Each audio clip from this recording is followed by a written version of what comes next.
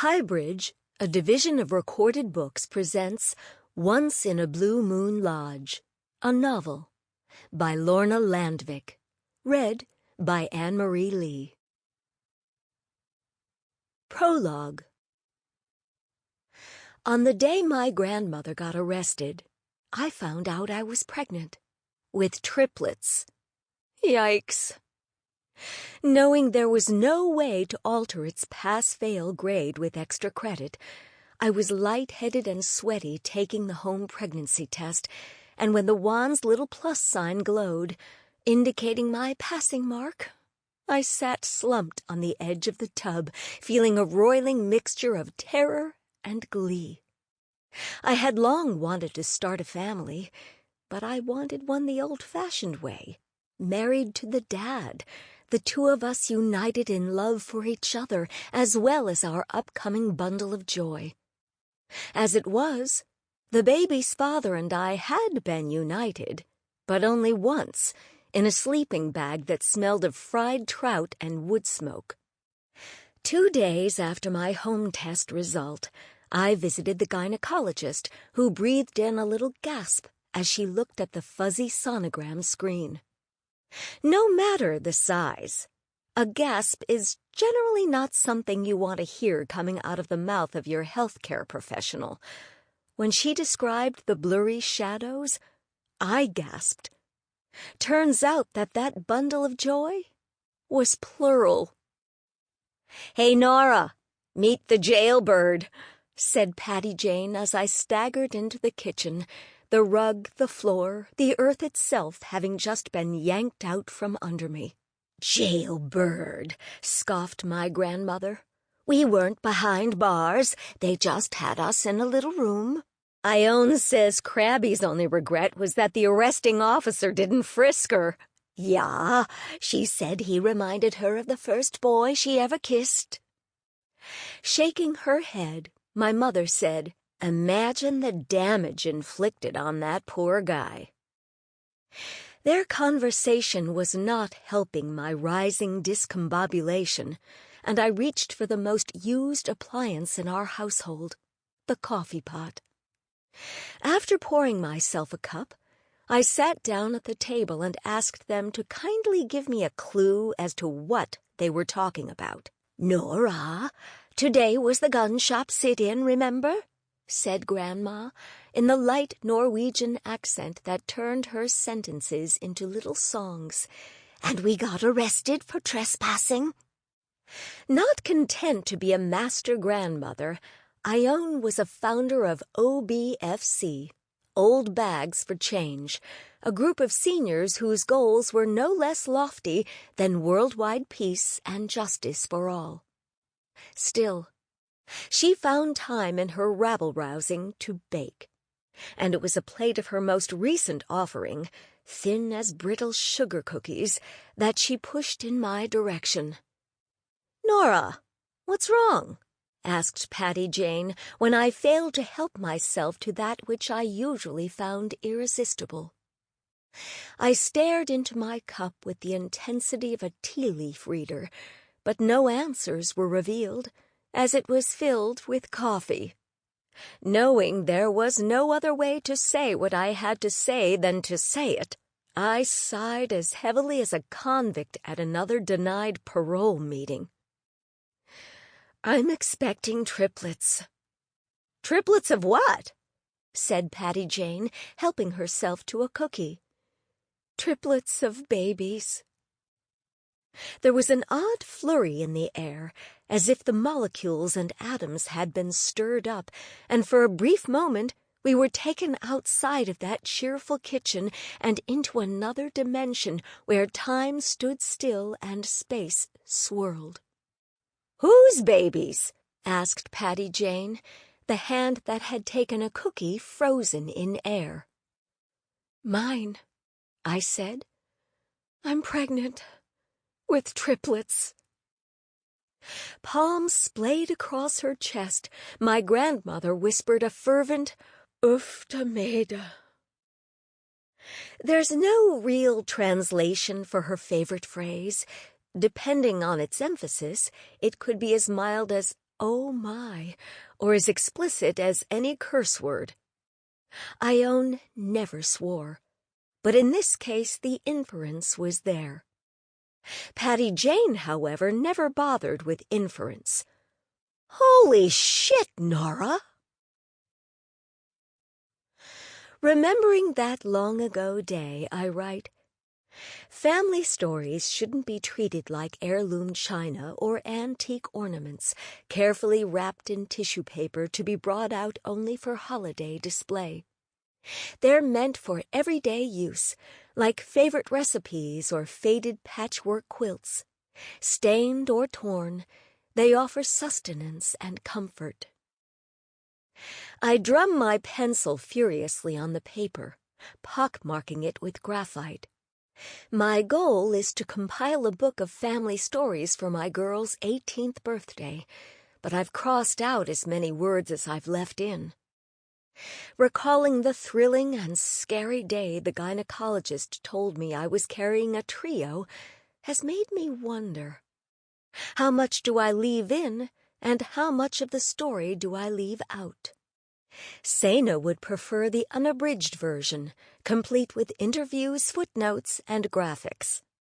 Grace would like only those tales featuring love and truth and harmony, but I'd like to offer them something a little bigger than a brochure. Ula would encourage me to mine for the jokes, or failing that, to sex it up. I read what I've just written to my mother. "Very nice," she says, looking at me through her sunglasses. "But I don't get it." "What do you mean you don't get it?" "Well, we've never treated our family stories like heirloom china or old ornaments. Antique ornaments, I say, miffed, because I know she's right. And it isn't as if you've hidden much from the girls, just as I hope I never hid much from you, just as Grandma never hid—" "Oh, wait," I say, and we both laugh. It's a beautiful June afternoon, and we're out on the deck, facing the ocean, which glitters with sunshine.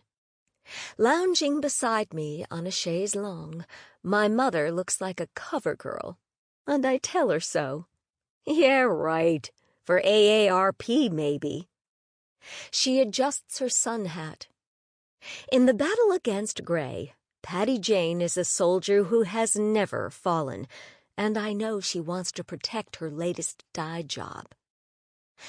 Looking back at the words on my legal pad, I sigh and write, in our family, strangeness, while not necessarily the rule, is not necessarily the exception either. When I share this insight with my mother, she hoots. "Well, what do you expect? You're telling stories about a family." It'd just be easier if ours were a little more normal. Well, you know what Tolstoy said? All normal families are alike. Each abnormal family is nuts in its own way. Good one, Ma. I'm sure he'd appreciate the new translation. She shrugs. I never really understood the original quote. Why does he think that all happy families are alike, but unhappy ones are unique in their unhappiness? Isn't it all sort of fluid? A happy family on a Wednesday can be miserable as hell by the weekend. So you think I should write about everything? Uncensored? Pushing down her sunglasses, my mother raises one eyebrow. Right, I say.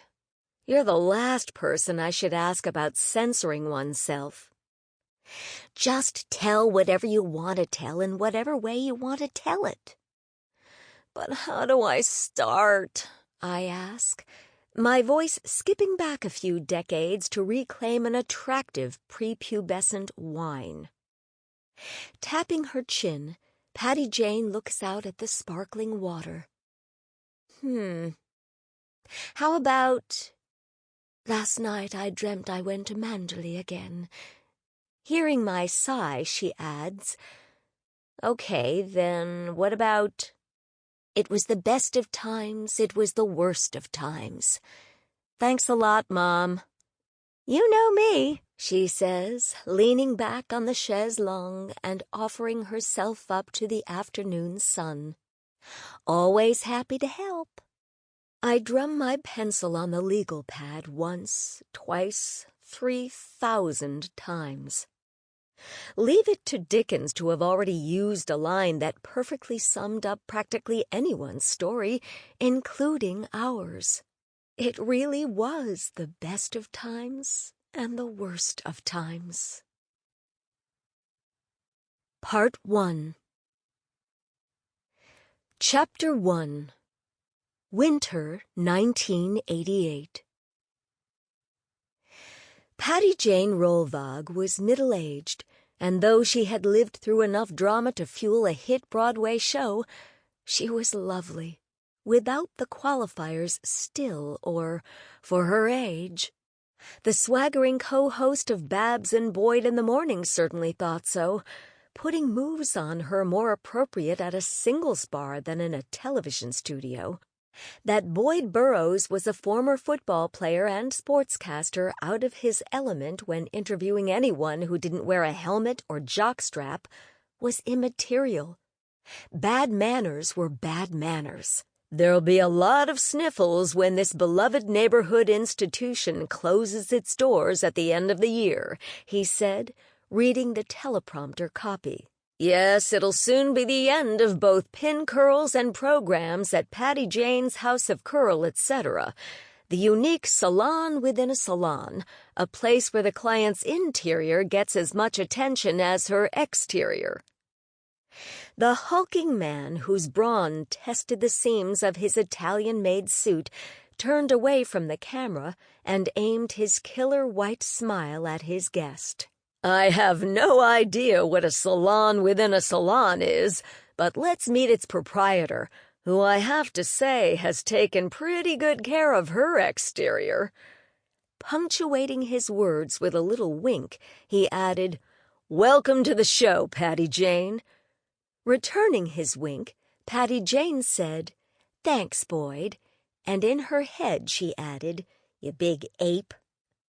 To her staff and clientele, tuning into the show's popular Neighborhood Legends segment, the announcement of the closing of the House of Curl, etc., was no surprise, having been advised of it by Patty Jane weeks earlier. They had reacted with tears, pleas to reconsider, and in Crabby Bultram's case, threats to sabotage its sale by telling any prospective buyers that A, the smell of permanent wave solution was indeed permanent, embedded in the walls and especially noticeable on hot summer days. B, the property was one termite bite away from collapse, or C, the place was cursed. There was no truth to A and B, and Patty Jane had been quick to correct C. Had been. The always prepared and professional half of Babs and Boyd, felled by a sudden flu, had called in sick that morning, leaving Patty Jane to deal with the half whose preference was to wing it.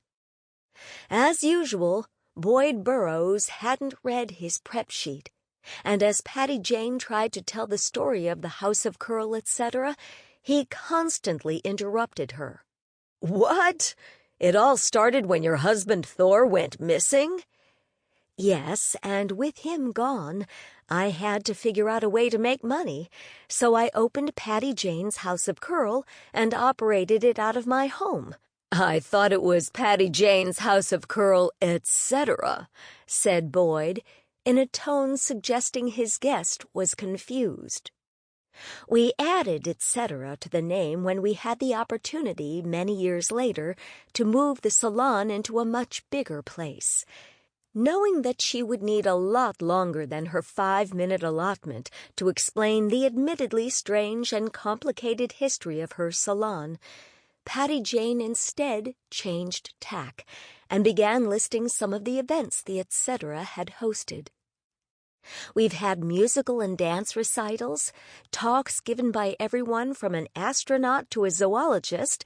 "What? An astronaut gave a talk in your beauty parlor?" Our lecture and performance series has attracted a wide range of interesting people. Yeah, but wouldn't that sort of be a come down for an astronaut to speak in front of a bunch of ladies getting their hair done?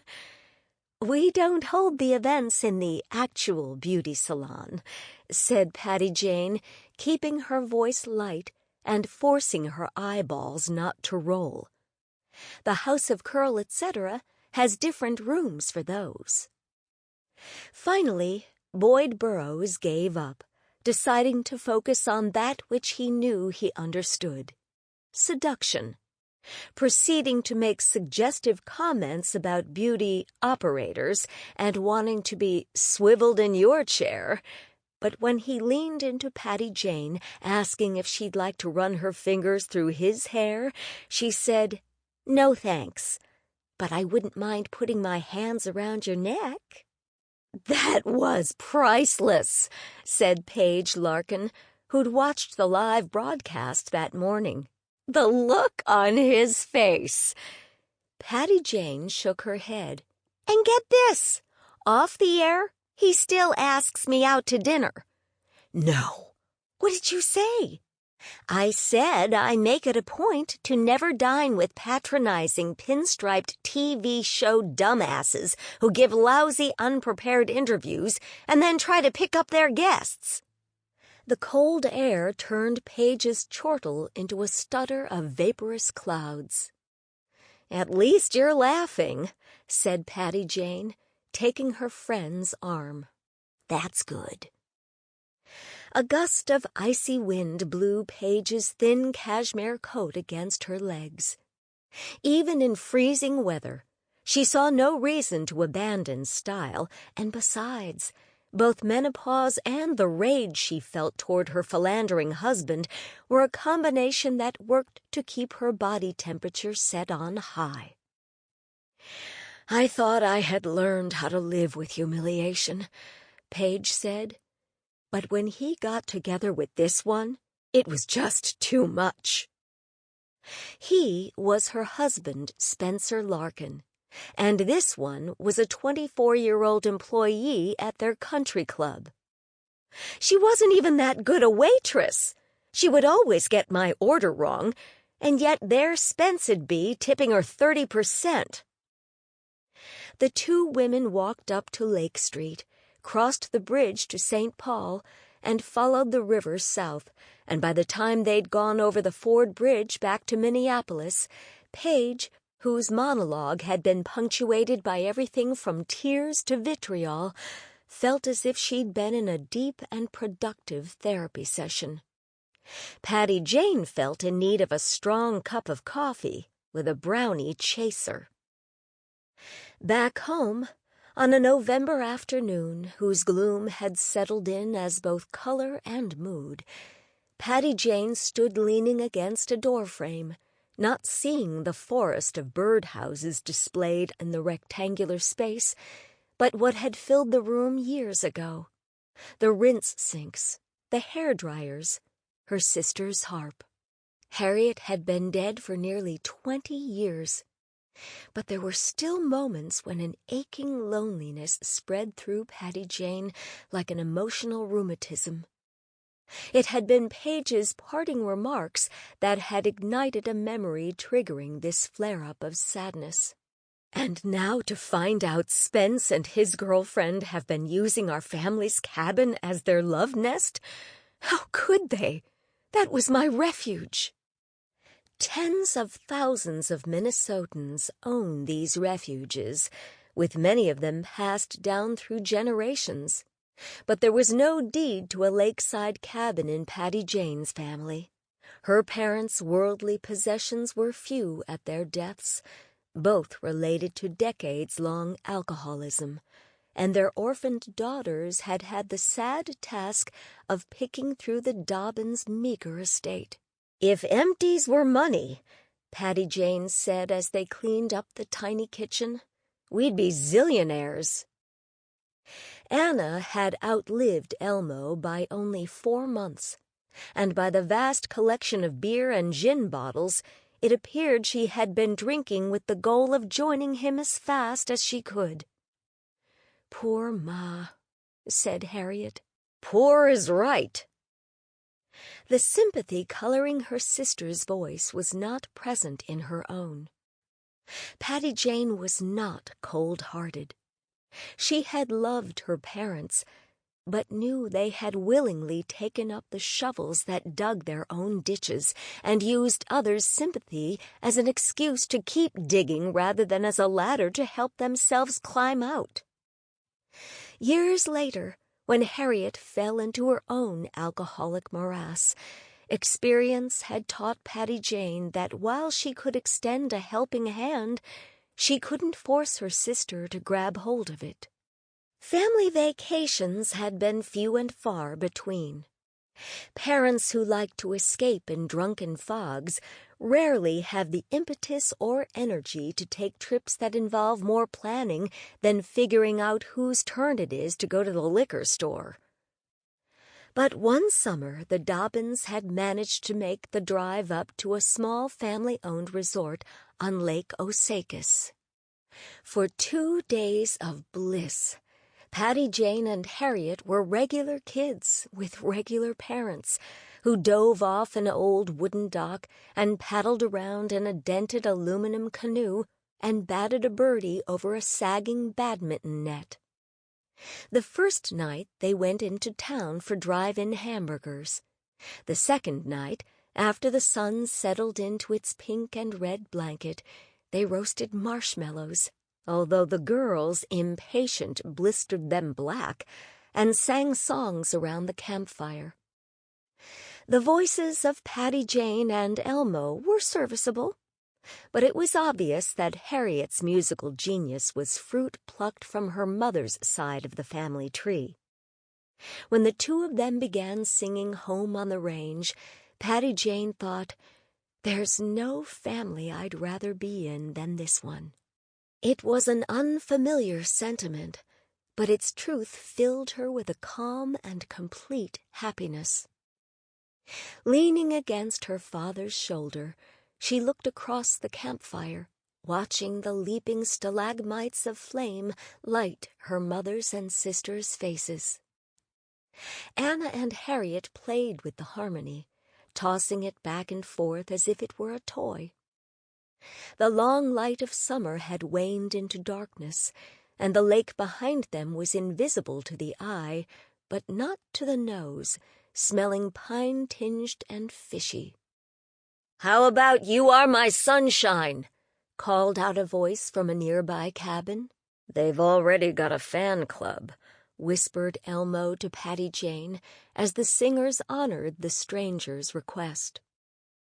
When they were done, another voice called out, "How about Sentimental Journey?" And after they'd sung that, another voice asked for The Man I Love. After a whispered conference, Anna called out, "My daughter doesn't know the lyrics to that one, but here's one for you." And the two launched into the campfire classic Red River Valley. Hours later, the sound of breaking glass was an ugly coda to the evening of music. "Good one," said Anna, her lovely singing voice now thick and coarsened with drink. "Shut up," said Elmo. "Shut up and give me another one." "Patty Jane," whispered Harriet, fear ripping away the gauze of sleep. "Patty Jane, are they—" "Yes," she answered, and in the narrow log-framed bed they shared in the dark rental cabin, the sisters held each other, their puny armor against what raged outside. More interior sulk and ruminate drunks, the girls' parents rarely fought. But that night had them screaming and yelling, and people in the other cabins, those who hours earlier had thanked Anna and Harriet for the lovely concert, were now screaming and yelling back. "Shut up! Go to bed and sleep it off! What's the matter with you? These are family cabins." Elmo, who sober had the soul of a gentle man, got into a fistfight with a vacationing pipe fitter from Eau Claire, a fight he lost, which left him with a bloody nose and a shiner that would swell so that his eye was a mere slit in a ripe purple plum. The resort owner broke up the fight, and the family Dobbin was forced to leave the next morning. Anna and Elmo hung over and miserable. Patty Jane and Harriet just miserable. "Mom? Jesus Christ," said Patty Jane. "Don't sneak up on me." "Ma, it's not like I tiptoed in." Nora gestured to the clogs she was wearing. "Anyway, sorry." Copying her mother's pose, she leaned against the other side of the doorframe and folded her arms across her chest. "So, neighborhood legend, I taped your segment. You want to watch it?" "No. I'm in a lousy enough mood as it is." "Oh, Ma, of course you are. You announced on local TV that we're closing down. That makes it official." "Yeah, I guess. Are you having second thoughts?" "Maybe third and fourth thoughts," said Patty Jane, her mouth lifting in more a shrug than a smile. "But no, it's the right time." "So you're in a bad mood because—" "Oh, it was just something Paige said about her family cabin being her refuge. It made me think about the one time our parents took Harriet and me to this little resort." Aware of her mother's fractious childhood, Nora said, "Well, that sounds nice." "Hanson's Haven," said Patty Jane, brightening as she remembered the resort's name. And it was nice, till it wasn't. And then you know how it is. One thought leads to another, and suddenly... Patty Jane nodded to a corner of the room. "I'm seeing Harriet sitting over there, playing the beer barrel polka for Gudrun's birthday request." "Oh, I remember those. She played Last Train to Clarksville for my 12th birthday. I doubt there are many harpists who play the monkeys. Or the beer barrel polka." Patty Jane's chest lifted and fell in a deep sigh, but it signaled a finale to her gloom, not its continuation. She was equipped with an internal alarm that sounded when emotions threatened to get out of control, or in this case, when sadness needed to be turned off before it soured into moping. "Say, did you see this?" Taking her daughter's hand, Patty Jane led her into the maze of birdhouses. "Your dad just brought it up. It's a replica of the IDS tower. And look, it's even got a lobby." Nora traced the lines of the miniature bird skyscraper. Incredible! The word, along with other adjectives like amazing or exquisite, was often used to describe the craftsmanship and imagination of Nora Rolvaag's birdhouses. "I know. He just keeps getting better and better." If the look mother and daughter exchanged were a fragrance, it would have a top note of wonder, a middle note of love, and a base note of sorrow. "Hey," said Patty Jane, "I was so busy fending off that ignorant lecher on TV, I can't even remember if I mentioned what's happening tonight." "You didn't," said Nora, "but we've already got about 50 people coming." "Good. Are you?" "I wasn't planning to. I thought I'd—" "Oh, come on," said Patty Jane. "It'll be fun." Chapter 2. The tango. Ah, the tango. It is all about desire. It is all about passion. It is all about control, said the man whose oily black hair was serrated with comb marks. "But whose control?"